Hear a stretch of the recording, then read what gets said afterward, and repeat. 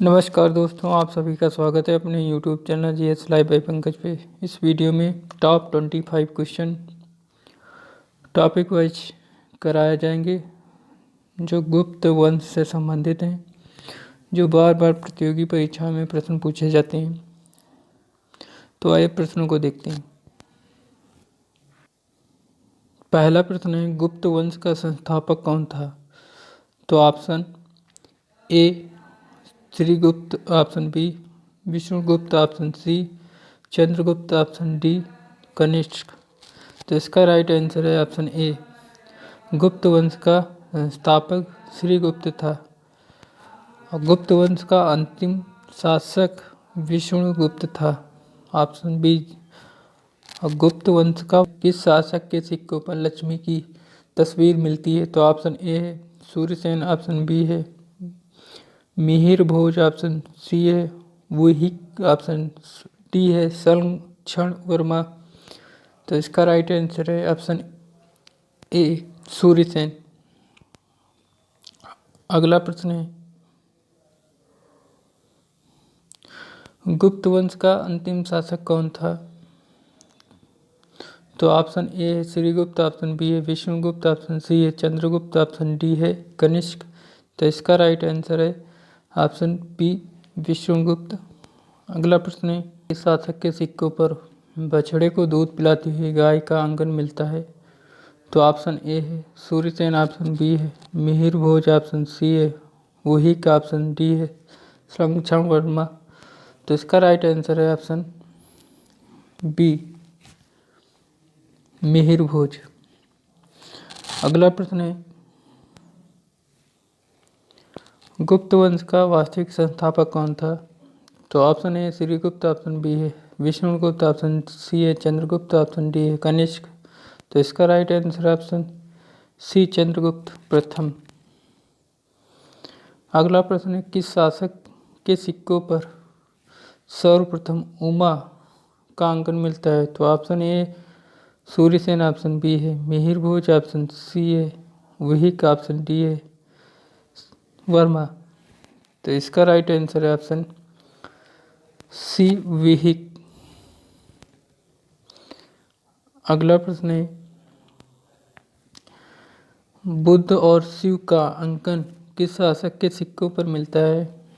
तो ऑप्शन ए है Kanishka, option B है वुहिक, ऑप्शन सी है दोनों, ऑप्शन डी है इनमें से कोई नहीं। तो इसका राइट आंसर है ऑप्शन सी कनिष्क विहिक दोनों के सिक्कों पर बुद्ध और शिव का अंकन मिलता है। अगला प्रश्न है, किस शासक के सिक्कों पर देवता हनुमान का अंकन मिलता है? तो option Suryasen, option B Mihir Bhoj, option C वुहिक, ऑप्शन डी है संरक्षण वर्मा। तो इसका राइट आंसर है ऑप्शन डी। अगला प्रश्न है, किस शासक के सिक्कों पर मयूर का अंकन मिलता है? तो ऑप्शन ए है स्कंदगुप्त, ऑप्शन बी है कुमारगुप्त, ऑप्शन सी है दोनों, ऑप्शन डी है इनमें से कोई नहीं। तो इसका राइट आंसर है ऑप्शन बी कुमारगुप्त के सिक्कों पर मयूर का अंकन मिलता है। अगला प्रश्न है, सर्वप्रथम किस शासक ने स्वर्ण सिक्के जारी किए थे?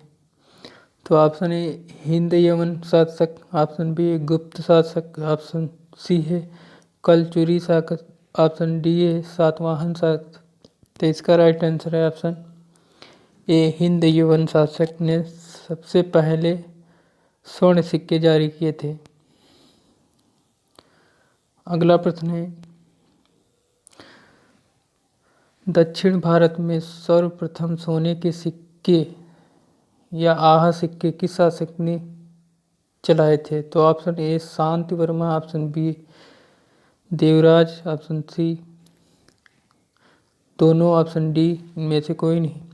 तो इसका राइट आंसर है ऑप्शन ए शांति वर्मा। अगला प्रश्न है, गुप्त शासकों में सर्वप्रथम स्वर्ण सिक्के किसने चलाए? तो ऑप्शन ए है चंद्रगुप्त प्रथम, ऑप्शन बी है Shrigupta, option C Vishnugupta, option D इनमें से कोई नहीं। तो इसका राइट आंसर है ऑप्शन ए चंद्रगुप्त।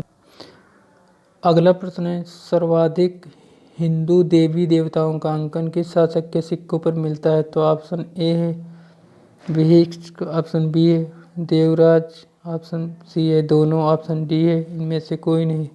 तो इसका राइट आंसर है ऑप्शन बी देवराज।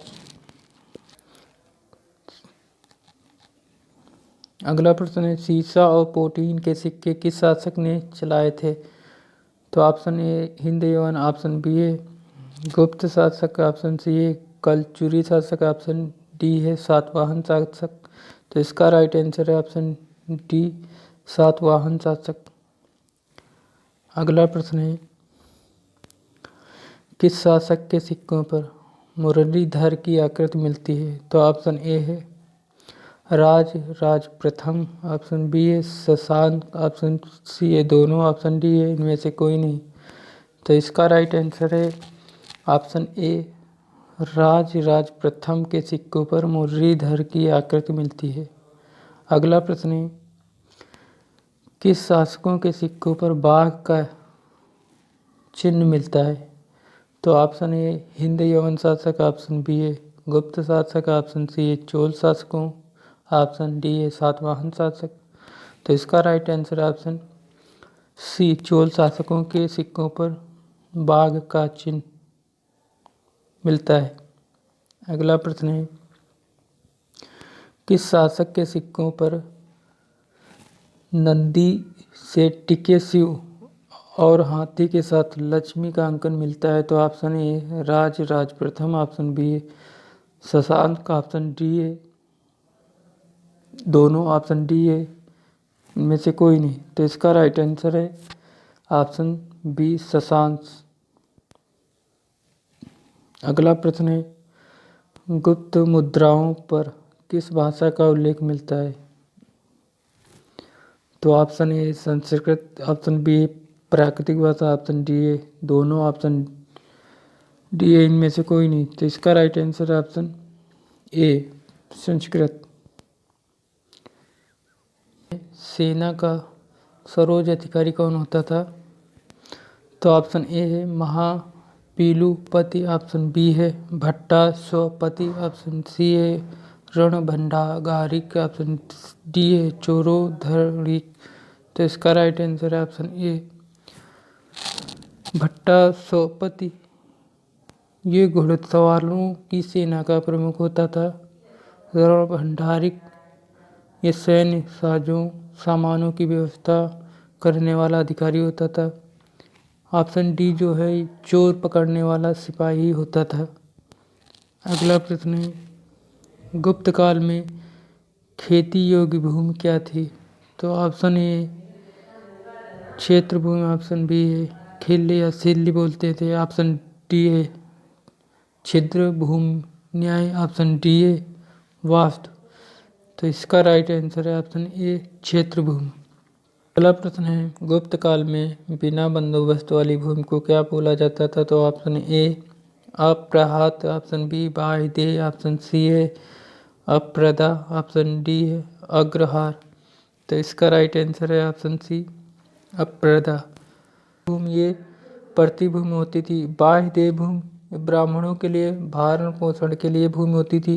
अग्रहार भूमि ये मंदिरों एवं ब्राह्मणों को शैक्षिक एवं धार्मिक कार्यों हेतु भूमि प्रदान थी। अगला प्रश्न है, गुप्त काल में भूमि कर संग्रह करने वाला अधिकारी को क्या बोला जाता था? तो ऑप्शन ए है ध्रुवाधिकरण, ऑप्शन बी है महाछटपटलिक, ऑप्शन सी कर्णिक, ऑप्शन डी है दिवीर। तो इसका राइट आंसर है ऑप्शन ए। युद्ध काल में प्रांतीय अधिकारी को किस नाम से जाना जाता था? तो ऑप्शन ए कुमारामात्य, ऑप्शन बी है महासेनापति, ऑप्शन सी है विनय स्थित, ऑप्शन डी है महादंड नायक। तो इसका राइट आंसर है ऑप्शन ए कुमारामात्य।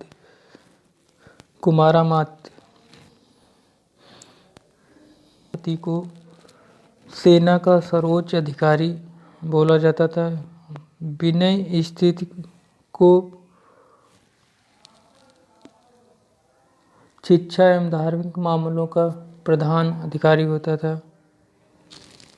महादंड न्याय, तो महादंड न्याय को युद्ध एवं न्याय मंत्री बोला जाता था।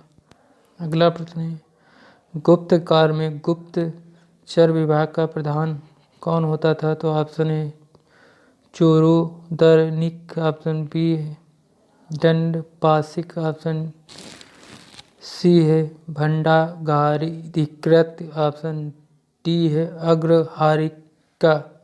तो इसका राइट आंसर है ऑप्शन ए दंडपाशिक। तो दंडपाशिक जो होता था ये पुलिस विभाग से संबंधित प्रधान होता था। भंडागाराधिकृत ये राजकोष से संबंधित प्रधान होता था। अग्रहारिका तो ये दान विभाग से संबंधित प्रधान होता था। अगला प्रश्न है, गुप्त राज्य के सभी केंद्रीय विभागों का प्रमुख अधिकारी कौन होता था? तो ऑप्शन ए कुमारामात्य, ऑप्शन बी है महासेनापति, ऑप्शन सी सर्वाध्यक्ष, ऑप्शन डी महादंड नायक। तो इसका राइट आंसर है ऑप्शन सी सर्वाध्यक्ष।